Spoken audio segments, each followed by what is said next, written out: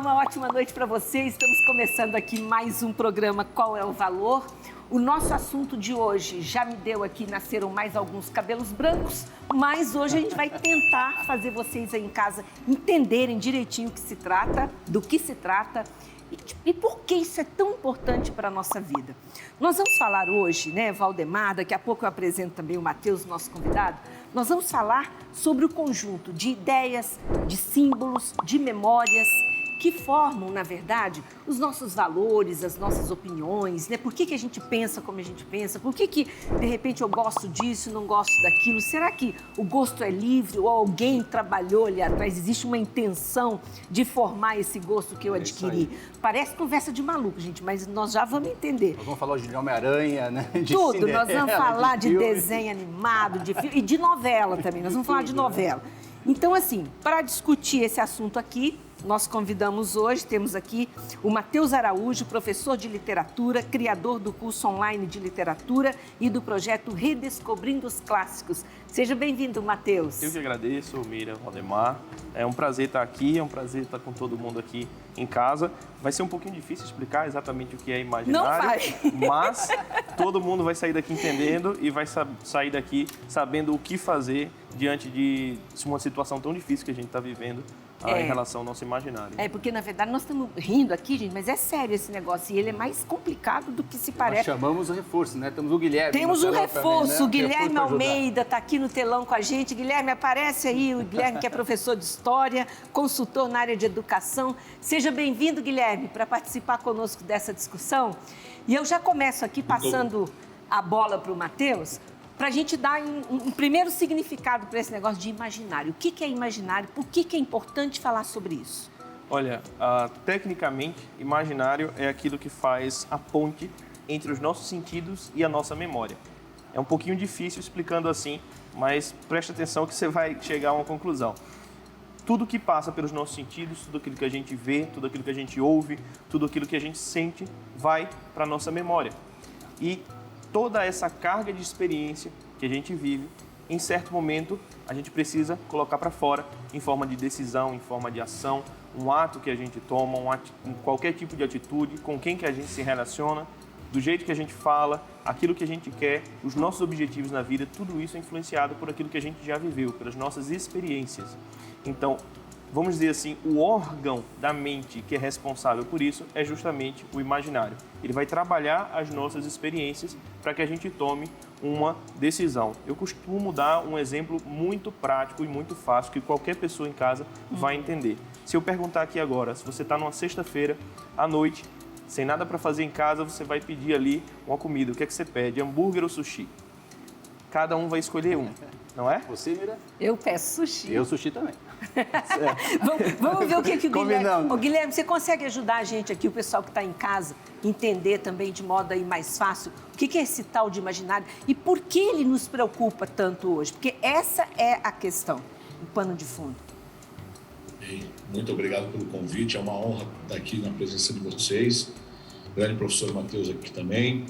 O Matheus já colocou um ponto inicial muito interessante, é essa ponte que nós temos. Só que essa ponte, para o lado da história, ela é muito convincente quando nós vamos entendendo toda a jornada do homem perante a história, né, o seu caminhar, quais são os valores, quais são os pontos que criaram determinadas situações para o homem agir de determinadas formas. O que eu normalmente me debruço em cima dos estudos e o imaginário ele é fundamental para a gente entender a história, é como que determinadas coisas aconteceram em determinados lugares naquela época. O imaginário, né, às vezes a gente tem que ir na raiz da coisa, não é ficar só pensando na questão de imaginética e elucubrações, pensando muito ampla a coisa. O imaginário é aquilo que transforma toda a linguagem simbólica, que é uma linguagem mental, que ela passa por uma linguagem oral e depois por uma linguagem de ação, né? Eu vou dar um exemplozinho bem simples aqui. quando a gente estuda, por exemplo, o nazismo. Hitler não simplesmente chegou e já colocou de forma tão impositiva todos os seus valores. Ele moldou o imaginário do povo alemão com todas as situações que existiam depois da crise de 29. Quando ele consegue moldar toda essa imaginação de um novo cenário que ele quer mostrar, o seu discurso, ele vai fortalecendo esse imaginário criado e depois as pessoas começam a agir conforme esse imaginário criado. Então, a hora que você vê aquela massa da população alemã agindo daquela forma, e a gente discute só a forma de agir, fala, mas eles estavam coniventes com aquele horror todo? O problema é ir lá na raiz, é ir na ancestralidade de todo esse pensamento, de toda essa organização mental, que é a organização do imaginário, para entender como isso moldou a linguagem moldou a ação. Então, é um caminho aí. É interessante. E quando nós olhamos para nossas realidades atuais ou as realidades históricas passadas, fazer o caminho para trás, inverso, é fundamental para entender aonde está a raiz, o início da alteração daquela forma de imaginário, que vai alterar a linguagem, a forma de comunicação e, obviamente, a forma de ação. Ó, esses caras são inteligentes demais, Valdemar. Eu vou fazer aqui a fala da dona de casa, tá? É o seguinte, sabe aquelas coisas que a gente antigamente considerava um absurdo? De repente você começa a aceitar, você começa a achar, mas não é tão grave assim e tal. E vai passando. E vai passando. E aí, gente, tudo isso faz parte, o quê? De várias ações que foi construindo aos poucos o seu imaginário para uma tolerância com o que não deveria ser tolerado. E aí a vida vai mudando e você nem percebe. Eu queria falar um pouquinho dessa história do nazismo, queria ouvir você, porque olha só, veja se faz sentido, gente, Matheus, Guilherme aí. Quando Hitler começou a inventar toda aquela loucura lá, o alemão estava destruído, né? Vindo da guerra, destruído, moral para baixo e tal. E aí começou-se a construir esse imaginário. Uma das coisas que eles fizeram, olha para vocês terem uma ideia, foi vestir com fardas lindas aqueles homens. De certa forma, assim, valorizou de novo, chamaram Hugo Boss para fazer as fardas. Tudo isso não é por acaso. A construção de imaginário, ela pega diversos aspectos para tornar algo aceitável. Não é isso, Matheus? Me ajuda a entender também. Com certeza. Sempre que você quer moldar o imaginário de uma população, e o professor Guilherme explicou isso muito bem, você vai apelar principalmente para os símbolos. Então, é a transformação simbólica daquilo que a gente já conhece no nosso dia a dia, né, que vai moldar o nosso imaginário. A gente vai passar a aceitar certas coisas. Então, por exemplo, antigamente todo mundo conhecia a história da Chapeuzinho Vermelho e do Lobo Mau. O lobo, com certeza, era mau. Em todas as histórias, o lobo era sempre mau. Hoje em dia, a gente vê uma série de histórias em que o lobo é o bonzinho, em que o lobo é alguém que a Chapeuzinho Vermelho deveria se relacionar. Simbolicamente, isso é uma queda, porque o que é que representa realmente o lobo mau dentro dessa história no conto de fada clássico? Representa a figura do pedófilo. A criança não deve se aproximar dessa figura. Então, isso protege a criança, essa história protege a criança. A partir do momento em que a gente começa a contar uma história que o lobo não é mau, e aqui a criança deve se aproximar do lobo, que a criança deve fazer amizade com o lobo, a criança se torna fragilizada, ela fica mais frágil, ela se torna mais suscetível a esse tipo de ataque. Aí nós temos, na realidade, então, uma deformação do imaginário, né? É uma inversão de valores, né? Porque, na realidade, o imaginário serve, né? Para você ter bons livros, boa cultura, ouvir boa música, né? Ter bons valores e, através desses bons valores, formar as pessoas a tomar decisão. Quando você inverte tudo isso e separa o que é o bem e o mal, ou mistura essa questão, você tem uma deformação, né? Fala um pouquinho para nós. Com certeza. Quando a gente, ali, criancinha, né? Quando a gente começa a escutar as histórias, os contos de fadas, as fábulas... A gente até pode colocar, já temos umas imagens, pode continuar falando no fundo. Vamos colocar e aí dar uma você olhada. vai mostrando e contando pra gente. Ó, esse é da nossa época, isso Olha aí é 1900 bolinha. exato. Quando era bom ainda, né? Quando era bom, bacana né? ainda, né? Quando a gente tem, por exemplo, os contos de fadas clássicos, os filmes até clássicos da Disney também, o que é que a gente tem? A gente tem o símbolo clássico do que é a princesa, ou seja, do que a mulher deve ser, o que é o príncipe, o que é que o homem deve ser, o dragão, né, que ataca a princesa, ou então a bruxa, que é o símbolo do mal, que a gente deve combater. Se hoje em dia tudo isso está distorcido, como por exemplo a fada madrinha do novo filme aí da Cinderela, né, que agora Olha a fada madrinha. A fada madrinha do novo filme da Cinderela, que na verdade não dá nenhum vestido a Cinderela, dá um terno, né? Porque o terno agora, segundo eles, né, pode ser roupa de homem ou roupa de mulher, esse tipo de coisa. Então há aí uma deformação do imaginário, principalmente infantil. E aí o professor Guilherme pode até falar muito bem, puxando esse exemplo do nazismo. Os jovens, né, as crianças, são muito mais suscetíveis porque eles ainda não têm o imaginário completamente formado. Eu não sei você, Guilherme, mas eu vou continuar chamando minhas 3 filhas de princesas, né? E vou dando essa postura de princesa, né? Para que elas possam realmente ter esse sonho, né? Esse encantamento de nobreza, de bons valores, né? Assim como também o príncipe, né? Aquela ideia de você buscar por um príncipe que tem valores nobres, esse espírito de serviço, essa questão realmente de formar um ser humano completo, né, Guilherme? Você também está nessa linha? Também não sei se tem filho ou não. Eu vou chamar minhas filhas de princesa. Com certeza, são princesas e depois vão virar rainhas. Não E as tive filho, esposas não foi também, tá, agraciado. meninos? Não só as filhas, não. As esposas também, por favor. Isso aí. Com certeza. Eu não fui agraciado com a paternidade, mas eu coloco também os meus alunos como uma ideia de filiação. Boa. Mas o que vocês estão colocando é um aspecto que chama muito a atenção dessa inversão. A inversão de valores que tanto é batida.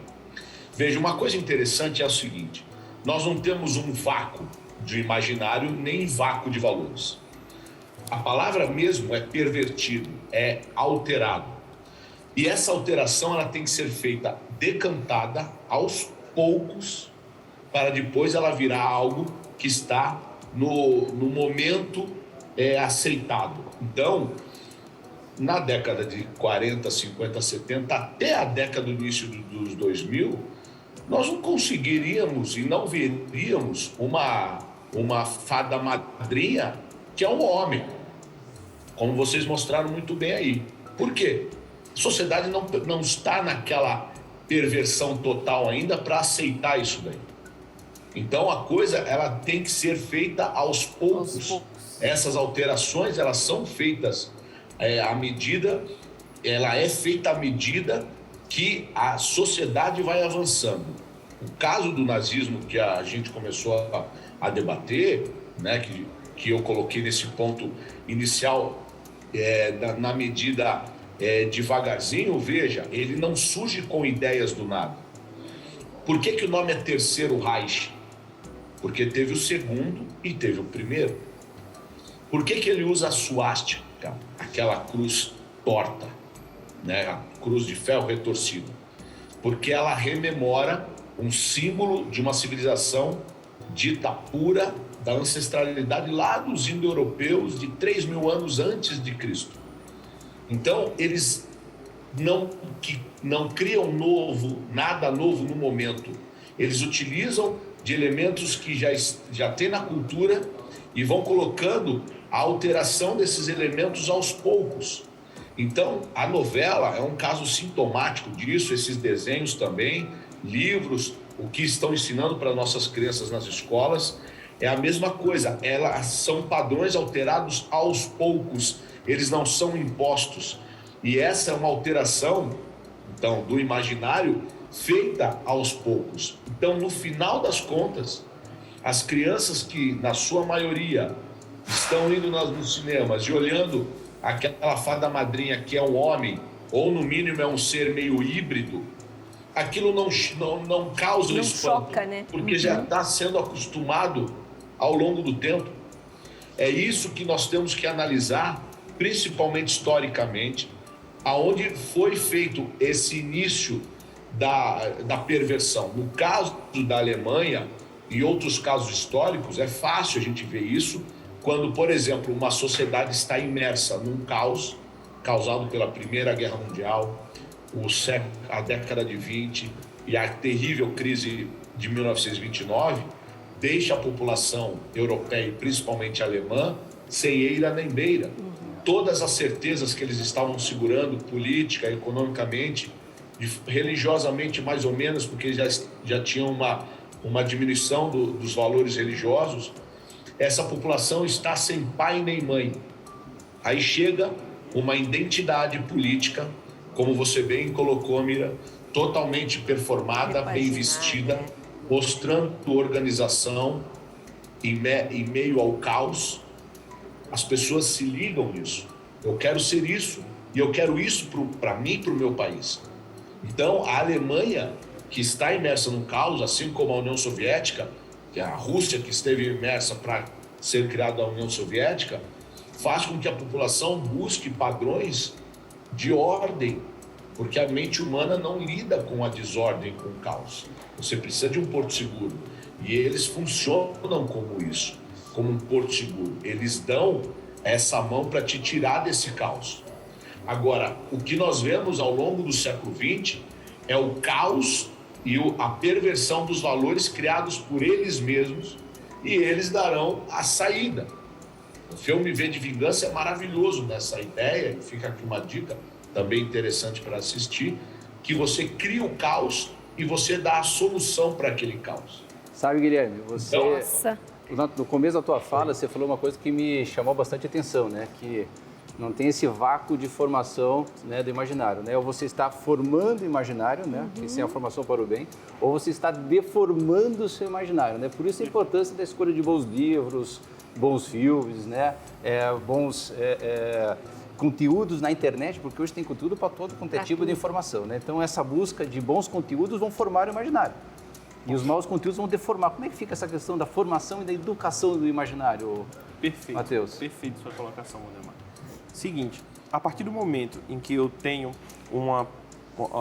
vamos dizer assim, uma esponja dentro de mim que absorve tudo que está ao redor, eu preciso me alimentar de coisas boas. Eu preciso encher a minha mente, encher a minha imaginação de coisas boas, de exemplos positivos, principalmente quando a gente é criança, né? Exemplos positivos, histórias realmente edificantes, clássicos da literatura, clássicos do cinema. Então, quanto mais cultura eu absorver nesse sentido, né? Boa música, ao contrário das músicas que muito hoje em dia estão aí na mídia, muito hoje em dia estão aí tocando nas rádios. Então, acompanhar boa música, bons filmes, boa literatura. Então, buscar sempre... bons desenhos, né? Bons Não, desenhos. Simpsons, né? Tem os Simpsons vocês pra mostrar. falaram dos desenhos, eu ia chamar os Simpsons, exatamente. Porque assim, gente, parece que a gente é retrógrado aqui, mas não é isso não. É porque tem que começar com os pequenininhos, porque ali, ó, a gente assiste isso hoje, os nossos filhos assistem, e acha engraçadinho o Bart tratar o pai dele desse jeito. O Homer é o bobão, o Bart enfrenta o Homer tá sempre com essa cara de perdido, olha lá ali o Bart tirando meio que sarro dele, entendeu? Debochando. E isso aí, as nossas crianças vão assimilando isso. E Esses dias eu achando estava vendo isso a normal. Peppa, e a Peppa falando pro pai dela, papai bobinho, papai Papai bobinho. Pig, Tá? é. Papai Pig, bobinho, bobinho. Então, essa questão de realmente você representar de forma invertida os valores, vai deturpando a sociedade, né? Vai deturpando totalmente. É só a gente pensar. Veja, o nível de música, a decadência da música da década de 90 para cá. Veja, o El Chan, ele escandalizou nos anos 90, né? Hoje em dia, ele está muito fraco perto do que acontece, né? Verdade. É uma coisa até suave perto do que a gente vê hoje na música. Então, isso foi se normalizando ao longo do tempo. 30 anos depois, já é uma coisa atrasada, porque hoje em dia está muito pior. Não dá pra dizer nem que é normal, mas sim que é comum, né? Está cada comum. vez mais comum, né? Exato. E é engraçado, gente, nós vamos fazer um intervalo, mas só para vocês pensarem em casa, quando começa, a gente falou que não tem vácuo, né? Vocês lembram dos Mamonas Assassinas? Sim. Eles faziam já um pouquinho umas letras picantes, mas no tom do humor, da brincadeira. diferente. A coisa não vem assim de uma vez para você se assustar. Vem a conta-gotas e de repente você começa a achar tudo normal, tudo legal.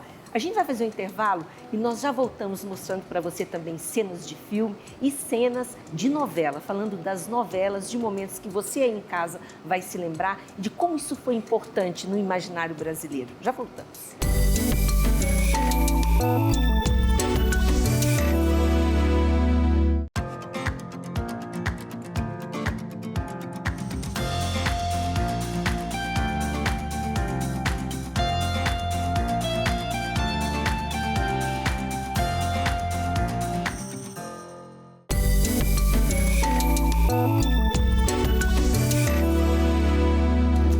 Estamos voltando aqui com o nosso Qual é o Valor de hoje, falando sobre imaginário, conversando com dois feras, dois professores, o professor Matheus Araújo, professor de literatura, e o professor de história, Guilherme Almeida, que está com a gente ali no telão, além do Valdemar aqui, sempre trazendo também as contribuições, né, Valdemar? Sim. E eu dou uns pitaquinhos só.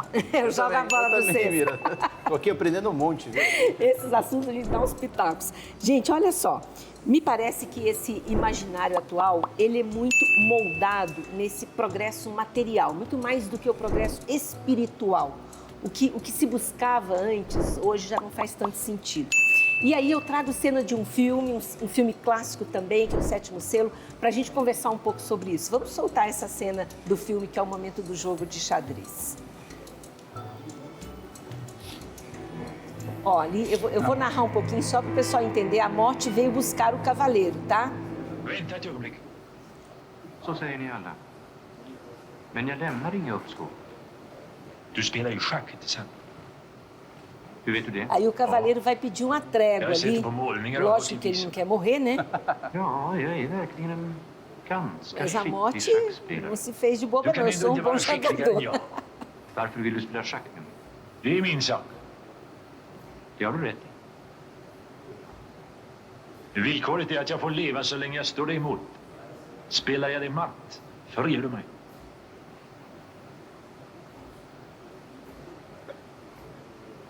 Ó, Du fick começa svart. ali. Det passar ju bäst så. Inte sant?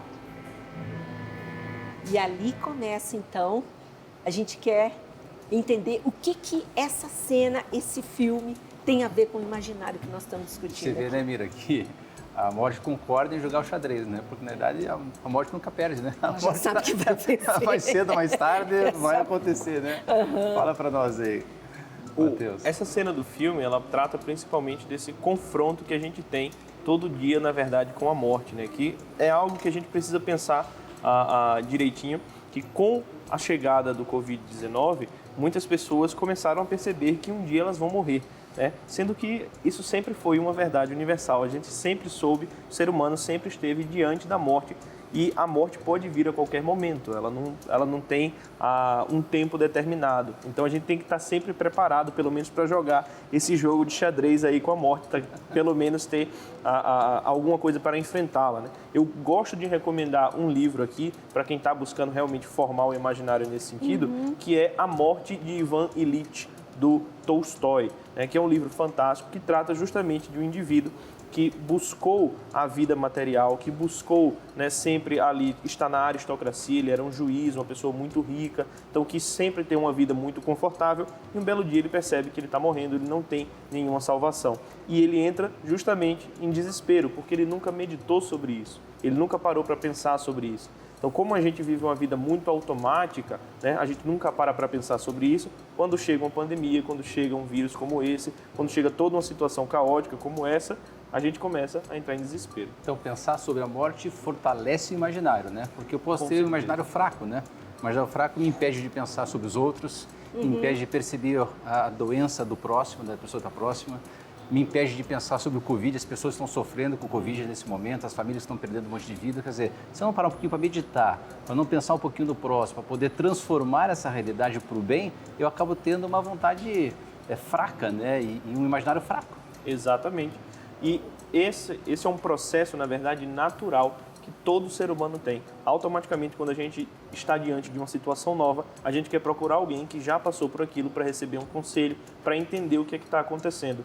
Logo no início da pandemia do Covid, quando surgiu o Covid, as vendas de um livro que se chama A Peste, do Albert Camus, elas foram lá para cima. Né? Então elas subiram muito, elas se tornou o livro mais vendido no mundo inteiro. Por quê? Porque as pessoas perceberam que elas precisavam educar o imaginário para saber o que é que viria pela frente. Sim. Então quem lê o livro já sabe o que é que viria pela frente, entende qual era a situação que estava nos esperando. Quem não leu continua desesperado, continua sem saber o que fazer. Então, você meditar sobre esses temas difíceis, como a morte, como o desespero, como a dor, na verdade é muito bom, principalmente quando a gente tem o apoio de filmes clássicos como O Sétimo Selo, quando a gente tem apoio de livros clássicos como A Morte de Ivan Illich. Isso facilita muito para que a gente entenda a situação que a gente vai enfrentar uma hora ou outra. E tem uma frase na Bíblia que eu lembrei aqui agora, não vou saber em qual livro tá, que diz assim: melhor ir à casa onde há luto do que à casa onde há festa. Justamente porque esse momento nos faz pensar na nossa vida. E hoje, né, Guilherme, o nosso imaginário, ele está todo voltado para o materialismo, para o prazer, para a vida boa. A sua alma, você não é preparado para a dor, você não está preparado para sofrer. E às vezes, gente, até você pode pensar em casa, né? A mínima coisa que sai do seu controle, você entra em desespero. Por quê? É como se a gente vivesse numa ilusão. Faz sentido isso, Guilherme? Totalmente. Veja, um ser humano vai morrer. É isso. Se tem um tecido que recobre toda a humanidade em todos os momentos históricos, em toda essa civilização, independente dos valores, é a única certeza, é a questão da morte. As civilizações mudam e mudam também a sua relação com a morte. E é claro, quando nós temos um desenvolvimento cada vez maior do ponto de vista econômico e material mesmo, né, das riquezas da humanidade a partir do Renascimento, lá dos anos de 1500, com as grandes navegações, um padrão estrutural do imaginário começa a ser alterado cada vez mais. A religiosidade começa a deixar de ter tanto papel importante na sociedade humana ocidental, perdendo para os valores de progresso material, os valores de ter no lugar do ser. E isso é tão claro como um 2 e 2 são 4, que a hora que você tem, numa idade média para trás, que essa vida material, ela tem um tempo X, e depois você tem uma continuidade em outras realidades, isso daí o cristianismo trabalha, outras religiões monoteístas e politeístas trabalham a mesma ideia, a mesma identidade. Quando nós temos um murchamento disso daí e uma proliferação das ideias materiais, das ideias de que o que vale é o que você tem, o que você constrói perante a sua vida, porque nada nos garante uma vida após a morte, obviamente que nós vamos ficar agarrados, né? Estou falando nós no sentido civilizacional, a fatores e símbolos que representam essa crença.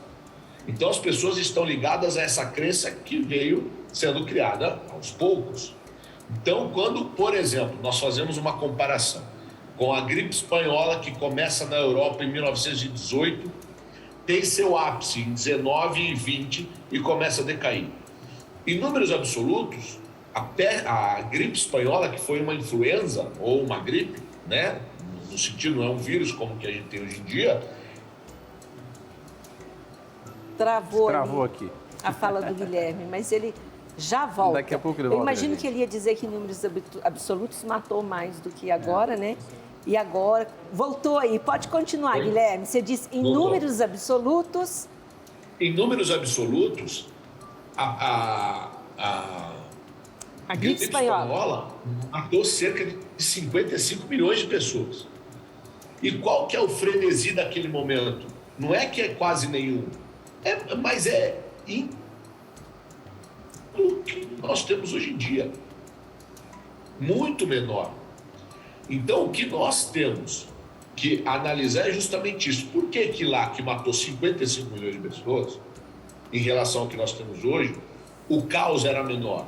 As pessoas estavam mais acostumadas com a morte, claro, elas acabaram de sair da Primeira Guerra Mundial, a morte é uma coisa eminente, nunca se viveu tanto como atualmente, por conta de alimentação, de remédios, ótimo por um lado, mas a relação que nós temos com a questão da morte, ela sempre foi muito agressiva a partir do século XIX. Essa obra maravilhosa que o Mateus coloca, ela é fantástica, porque mostra o assombro de um burguês russo perante a iminência da morte. Ele vai morrer. E o que é a vida dele perante tudo isso, né? Tem um outro livro que é um pouco mais denso, que é chamado A Solidão dos Moribundos, de um grande sociólogo chamado Norbert Elias, que trata a questão da morte, né? Então, a minha mãe, que é uma pessoa também religiosa e tal, que achava que tinha até uma relação boa com a morte, uma vez eu emprestei esse livrinho, um livrinho pequeno, fino, dela, credo, que livro mórbido. Eu falei, mas não tem morbidez aqui, trata de um símbolo, é um símbolo de passagem. Então, para ver como as pessoas não estão tão preparadas, não somos preparados para lidar com essa iminência. Agora, eu acho que é um aspecto muito positivo de nós aqui, do que as pessoas com mais desenvolvimento religioso, e principalmente dos valores cristãos, a relação que tem com a morte. Ela é dolorida, ela é difícil, ela tem que ter o luto. Só que ela não é o caos. É verdade. Não é o caos porque no nosso imaginário, na nossa formação de valores, na nossa Constituição, nós temos que é dolorido, mas isso é uma passagem. Inevitável. Tem que trabalhar no imaginário, né, Mira? Tem que Porque- trabalhar. Eu me lembro. Só uma coisa, uma frasezinha fala. que eu acho muito boa dos aborígenes australianos. Perguntaram o que é viver. Viver é se desenvolver, amar, respeitar e voltar para casa. É isso aí. Boa. Voltar É pra a Deus. ideia de continuar. Muito Muito bom, Sabe o que eu Guilherme. me lembrei? De um cunhado desagradável que eu tenho. Chegou no meu aniversário assim, parabéns, está lembrando agora que você já viveu mais do que vai viver? Nossa. Queria matar ele. Mas, gente, é verdade. E é engraçado que tem uma outra consequência aqui, porque eu quero sempre que as pessoas associem com a vida hoje, com o que a gente está vivendo, porque nada é por acaso, é isso que você tem que colocar na cabeça. Mas as pessoas têm imaginário solto hoje, Mira. Eles veem Então, qualquer coisa, eles mas estão no é disso que eu ia conhecimento, falar, coisa das imaginário. utopias, porque Imaginário à tá medida solto. que a gente vive essa ilusão, você dá lugar para todo tipo de utopia, não é verdade? Mira, eu acho que as pessoas têm que educar a inteligência para poder encontrar a verdade, né? Encontrar a verdade tem que fortalecer a vontade para poder escolher pela verdade. Agora está uma confusão, o pessoal não escolhe o que assistir, não escolhe o que ver, não escolhe o que fazer, vai ao léu, pro lado que o vento levar, a pessoa segue, assiste o que tiver na primeira vez na televisão. É um negócio maluco isso, né, Matheus? Perfeito. A nossa atenção, foi feita uma pesquisa recentemente, o nosso foco de atenção, quando a gente está utilizando um telefone celular, ele muda a cada 47 segundos. A média de 47 segundos. Então, a gente está desviando o foco a cada 47 segundos. Como é que você escolhe quem você vai seguir na internet? Isso é uma pergunta muito boa, né? Por exemplo, eu seguia todo mundo. Quando eu comecei no Instagram, aquela novidade, você começa seguindo todo mundo. Hoje que eu já trabalho com isso, que eu tenho o meu perfil lá, que eu preciso focar nas pessoas que estão ali junto comigo, fazendo um trabalho junto comigo, fazendo um trabalho de formação de imaginário, eu sigo essas pessoas. Porque não dá para desligar a inteligência e assistir a primeira coisa que aparece na tela. Exatamente. Se você não fizer a escolha direcionada àquilo que você realmente entende que é o melhor para você, para o seu conhecimento, para a sua formação, você vai seguir qualquer coisa. Exatamente. O que a internet trouxe de muito bom também foi justamente esse poder de escolha. Então a gente precisa saber escolher aquilo que a gente está vendo. Infelizmente, ultimamente a gente está vivendo aí uma certa censura. Nem todo mundo pode falar o que quer na internet, né? Eu mesmo já sofri algumas vezes com sofreu isso. também? politicamente Sofreu correto. também? Sim. Tá muito chato isso. Muitas Meu vezes Deus. politicamente incorreto, retaliações às vezes da própria plataforma, isso acontece. Então o tempo inteiro a gente está recebendo mensagem de hater, está sendo denunciado, porque realmente interessa a muitos que o imaginário da população brasileira, da população mundial, seja deformado. Então, a partir do momento que as pessoas têm um poder de escolha, né, de seguir conteúdos, né, seguir perfis que tenham um bom conteúdo, que realmente apontem para a formação de imaginário, é óbvio que a gente vai sofrer ataques e a gente sofre diariamente. Quem trabalha com isso sabe. Eu vou dar um exemplo aqui, Matheus, Valdemar, Guilherme, a gente que é mãe, eu, por exemplo, sou mãe de jovem, né? Já não é adolescente, 21 anos. A minha geração toda, os meus amigos que têm filhos nessa idade, às vezes a gente se encontra e fala, gente, o que aconteceu com esses meninos? A gente não tem resposta e é tudo mais ou menos parecido, assim. O jeito como eles são hoje, a maneira como eles lidam conosco e por mais que a gente fale e tente trazer outros aspectos, outros lados, eles têm ideias preconcebidas, arraigadas, é um negócio assim... Porque tudo que eles assistem fosse uma marca, colado. né? Mesmo que você escreva no papel a lápis, depois apague de borracha, fica lá a marca daquilo que foi escrito. Então, a mesma coisa, aquilo que foi assistido pelas crianças, continuam lá. E eles assistiram os mesmos programas. E nas faculdades, Valdemar, nas também. universidades, nas As minhas não escolas. estão nessa fase ainda, estou preocupado. Olha. Mas uma das coisas é você prestar atenção realmente no que elas estão assistindo, né? Em que as nossas crianças estão vendo, tentar assistir os programas de forma antecipada para depois passar para elas assistirem, ler com elas, né, livros sobre heróis, porque se a gente não passar, ler livros para nossas crianças sobre os heróis, sobre princesas, sobre valores, elas vão assistir outros programas e ler outros livros. Então, temos que acompanhar muito fortemente, né? Não dá para deixar o tablet à vontade para as crianças, porque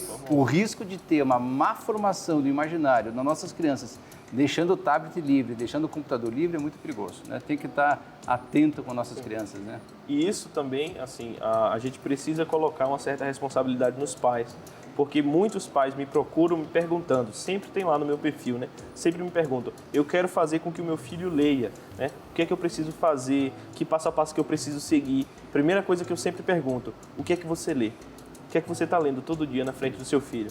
Ela fala, não, eu não estou lendo, então seu filho não vai ler. Eu comecei a fazer lá na minha casa uma biblioteca com bons livros, com bons clássicos, peguei orientação com o Guilherme Freire, peguei orientação com outras pessoas e tal, e estou fazendo uma biblioteca de fácil acesso, na altura adequada, né? Será que elas conseguem subir tudo, né? Mas que elas possam ter facilmente um acesso aos livros, comprando, deixando acessível para elas possam ter essa formação, né? Perfeito, exatamente. E ler com elas, isso, né? Isso que a gente tem que fazer. E ler com elas precisam ver você lendo também, porque elas fazem pelo exemplo, né? Então, a partir do momento em que elas veem o pai, veem a mãe lendo em casa, elas vão querer ler em casa também. A minha não entrou nessa fase ainda porque ela está com 2 meses, nasceu agora. Mas ela já fica olhando para os livros, assim, atenta. Então, acho que eu já estou no caminho certo também. Agora, gente... Guilherme, nós tivemos um momento, né, em que as bases da nossa sociedade, né, eram instituições já muito consolidadas, como igreja e tudo. E isso foi sendo substituído ao longo dos anos, né? O Estado ocupando, inclusive, o espaço de educação dos nossos filhos, enfim. Que análise você faz dessa transformação, no peso disso, no imaginário que nós temos hoje, que eu vou chamar desse imaginário permissivo, tudo é permitido, né? Claro. É uma continuidade do que a gente falou nesse bloco pouquinho anterior. No primeiro bloco. Isso.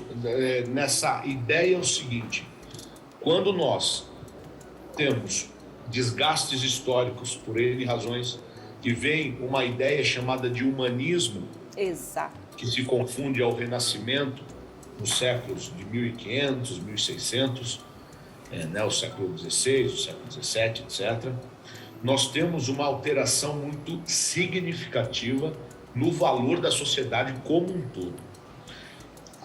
As religiosidades começam, e eu coloco várias delas, começam a perder muita força perante a sua sociedade. Obviamente que isso daí vem se perdendo aos poucos, nada é tão estanque, tão de forma agressiva. Um aspecto inicial que nós temos da cristandade, e quando a gente fala cristandade, significa a civilização cristã como um todo, sim, que é independente se você é polonês, se você é ucraniano ou português e francês. Existe um tecido, um manto, que recobre toda a Europa durante cerca de 1000 anos, do final do Império Romano até esse renascimento, até basicamente o ano de 1517, já falo, que dá um tom da cristandade. Então, é a civilização cujos valores estão escritos na palavra, dentro de toda a ideia que está contida na Bíblia, no Novo Testamento, que pelo Novo Testamento a gente faz a leitura do Velho. É isso que a igreja constitui durante 1000 anos. Por N razões, isso vai sendo enfraquecido, esse tecido vai sendo esgarçado, e aí vem a reforma protestante de Lutero, Calvino, John Wycliffe, John Hus, e quebra essa noção como um todo e vai dando liberdades muito grandes para determinados grupos históricos, sujeitos históricos, como, por exemplo, a burguesia, que se vê representada numa religiosidade protestante, que até então tinha o seu freio de mão puxado, porque a igreja não permitia esse exagero do lucro, essa usura desmedida. coisa que o protestantismo vai ser mais permitido. É por isso que nós vemos grande massa da burguesia, de príncipes, governantes virando protestantes na Alemanha, no que é hoje em dia a Alemanha, no mundo do leste, nos países nórdicos. Quando nós começamos a ver esse grupo tendo extremamente poder, eles começam a alterar o poder político, que até então era de reis subjugados a valores cristãos. Agora, na maioria dos casos dentro da Europa, esses reis possuem uma própria voz. Tanto é que eles começam a analisar o reino como se fosse deles, não mais um pedaço de terra que eles têm que gerir em nome de Deus. Agora eles são a razão final de toda a sociedade. Quando esse desenvolvimento acontece, tem o grande padrão filosófico chamado de iluminismo. Não cabe aqui também aprofundar, mas nós vemos um ódio crescente e uma ruptura, uma quebra maior ainda do que os renascentistas fizeram. Tanto é que tem uma frase que permeia todo o ideal desses pensadores iluministas. Eu estou falando de Rousseau, Voltaire, Diderot, D'Alembert, etc. Abre aspas. O homem só será livre quando o último rei for enforcado nas tripas do último padre, fecha aspas. Ele está dizendo que nem a monarquia e nem a religiosidade devem fazer parte dessa realidade. E eles usam, de novo, uma outra frase grega de Protágoras, o homem é a medida de todas as coisas. Então a religiosidade está sendo colocada cada vez mais de escanteio. Valores cristãos, no caso judaico-cristãos, estão sendo retirados da sociedade. Eu estou falando isso a partir dos anos de 1750. A Revolução Francesa foi o boom disso.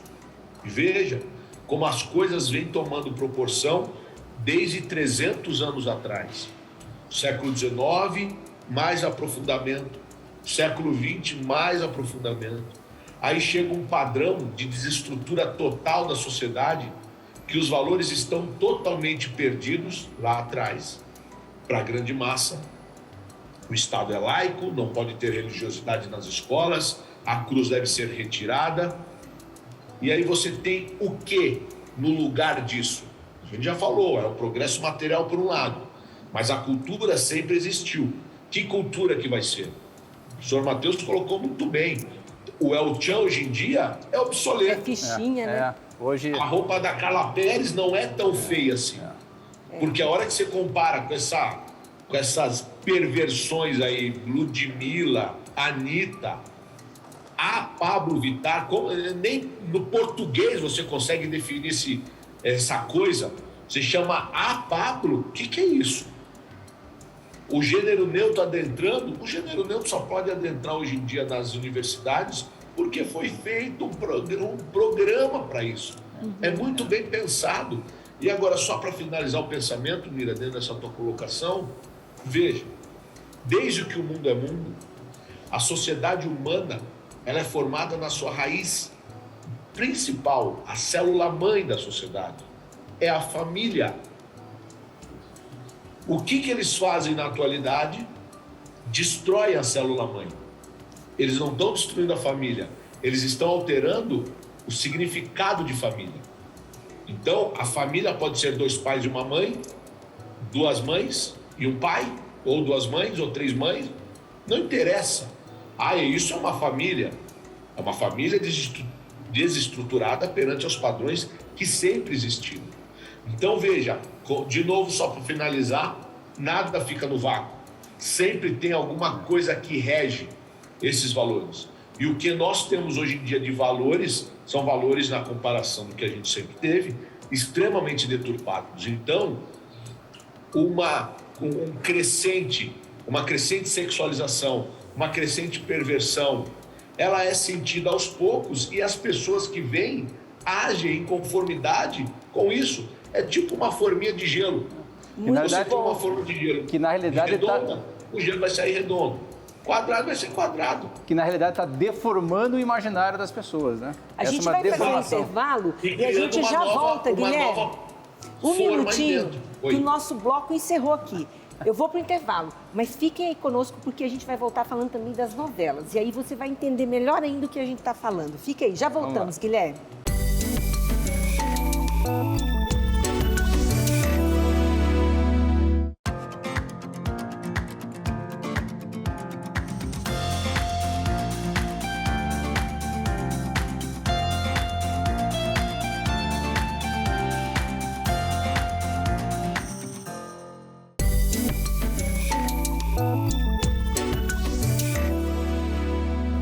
Vamos voltar aqui com o programa Qual é o Valor, pegando desse fio, né, que o Guilherme estava comentando há pouco, Matheus.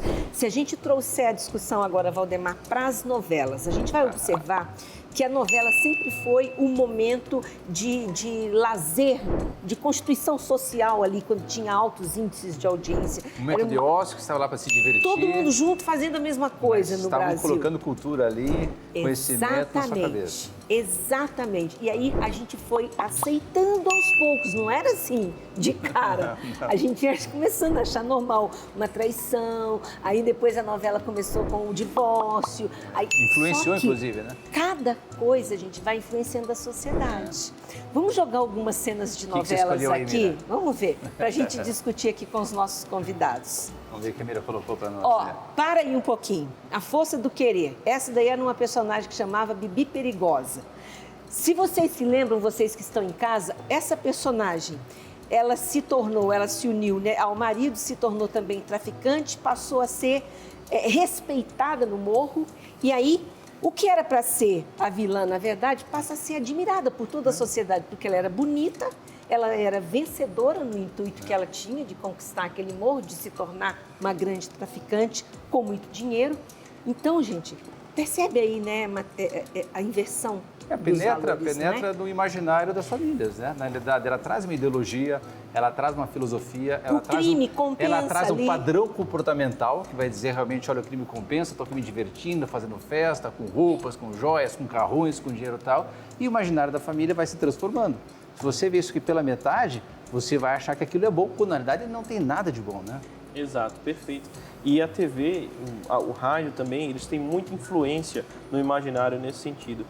A gente, às vezes, acha que pelo fato de ser uma novela, as pessoas não vão acreditar nisso, as pessoas não vão levar isso em conta, mas a história já diz que isso não acontece. Não sei se vocês já conhecem o caso da Guerra dos Mundos, que foi encenado, né, no rádio.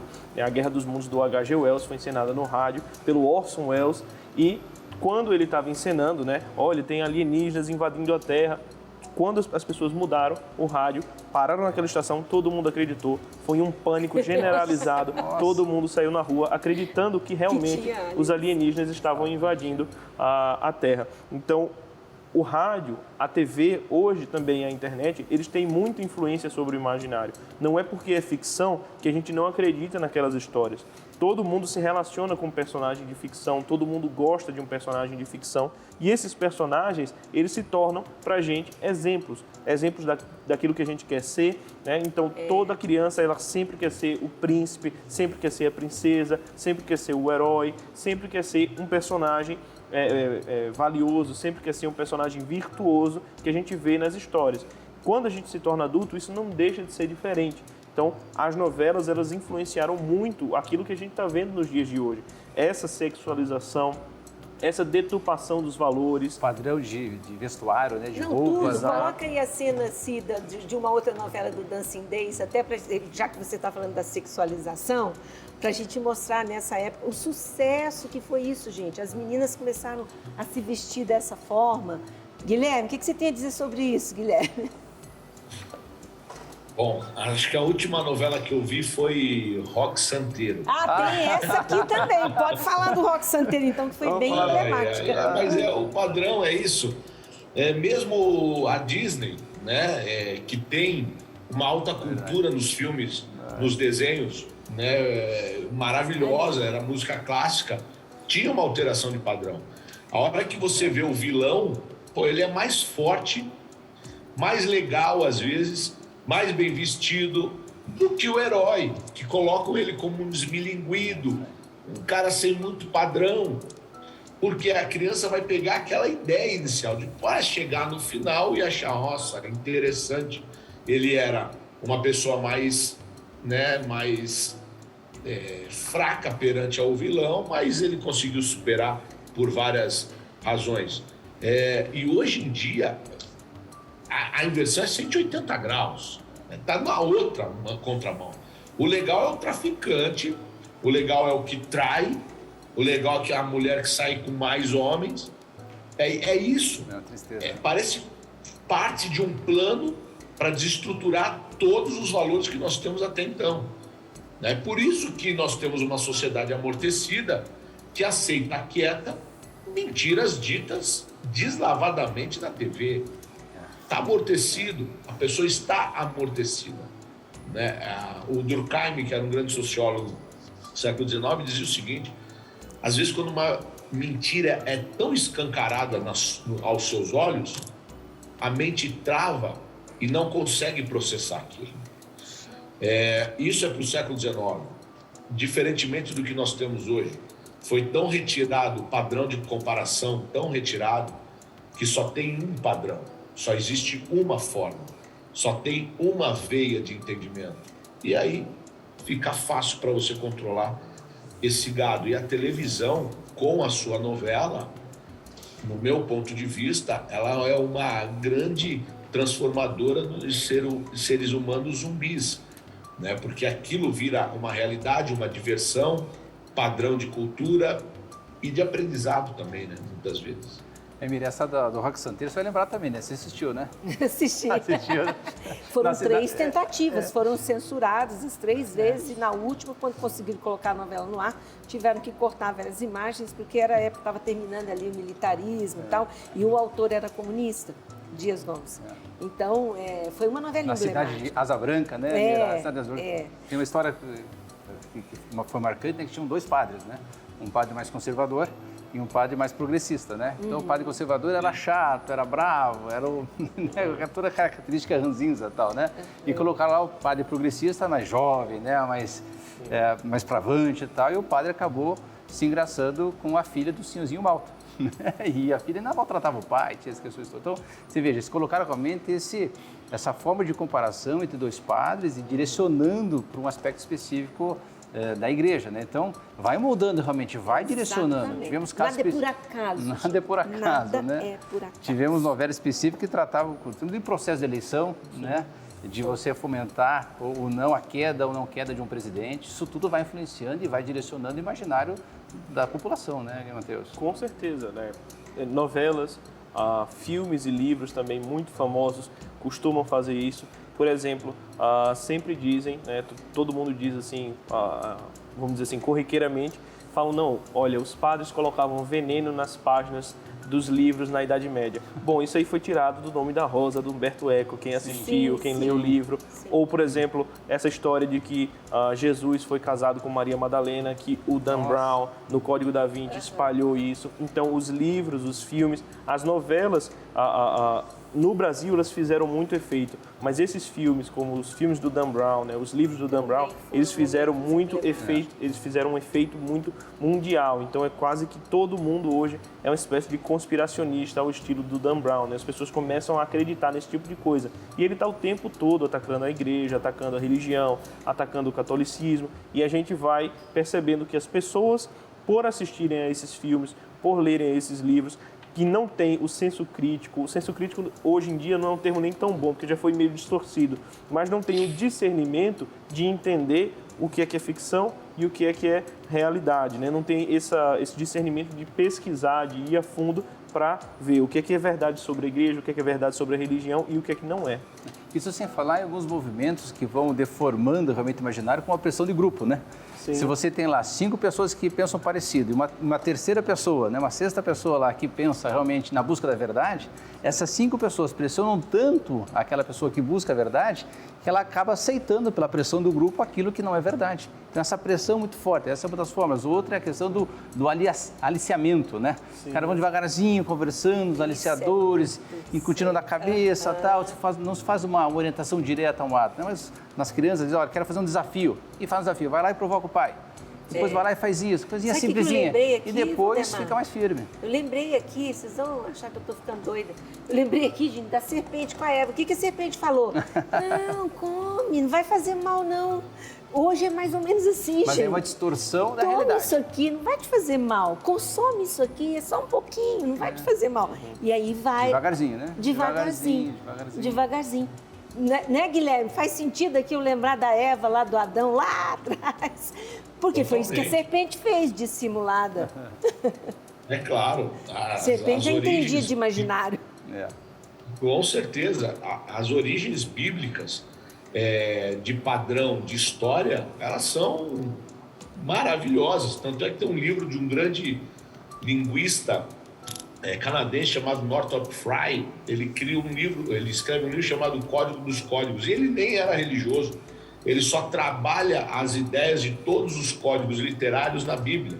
E qual que é a importância disso, né? Utilizando esse tema de Adão e Eva para a formação de um imaginário, da onde surge um mito fundador da ideia monoteica de um Deus criador para civilizações judaico-cristã e também islâmica, de certa forma, quando bebe ainda nessa fonte, é a formação desse imaginário com esses valores, né, que tem em Adão e Eva o início de tudo isso, que para cada mente humana nós temos uma melhor forma de contar uma história, né? E Mateus pode dizer até de forma com mais propriedade essa questão, porque você tem novela, tem ficção, tem conto, tem narrativas, e isso cria um padrão estrutural mental sobre aquelas histórias, né, que para nós cristãos, histórias que ocorreram em todos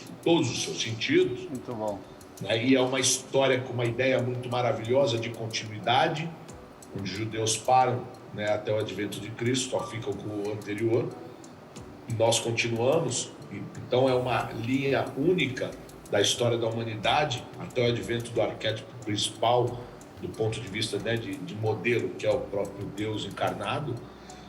Quando nós utilizamos isso, não apenas como uma leiturazinha de fim de semana informativa, mas como um entendimento do que nós somos como co-herdeiros de toda essa jornada da história humana, desde os seus primórdios, isso é fantástico, porque nós não somos apenas observadores, nós fazemos parte dessa Constituição inteira. Nossa, gente, ó, eu vou ter que te interromper, Guilherme. Nós vamos fazer um Muito acordo bom. aqui já no ar. A gente vai ter que se encontrar para tomar um café, porque o assunto não terminou, o programa terminou, mas o assunto não. O assunto vai longe. Muito obrigada, gente. Muito obrigada, Guilherme. Uma pena que a gente Eu que chegou ao fim agradeço. aqui. Matheus, Eu que agradeço. Muito obrigado, Valdemar mesmo. Valdemar Mira, também. que alegria, né? Grandes Muito bom. poderes trazem grandes responsabilidades, né? Vamos formar o imaginário da melhor forma para poder fazer o bem com ele, né? Com certeza. Obrigada, gente. Vocês aí de casa. A gente se vê de volta no próximo programa Qual é o Valor? Até lá.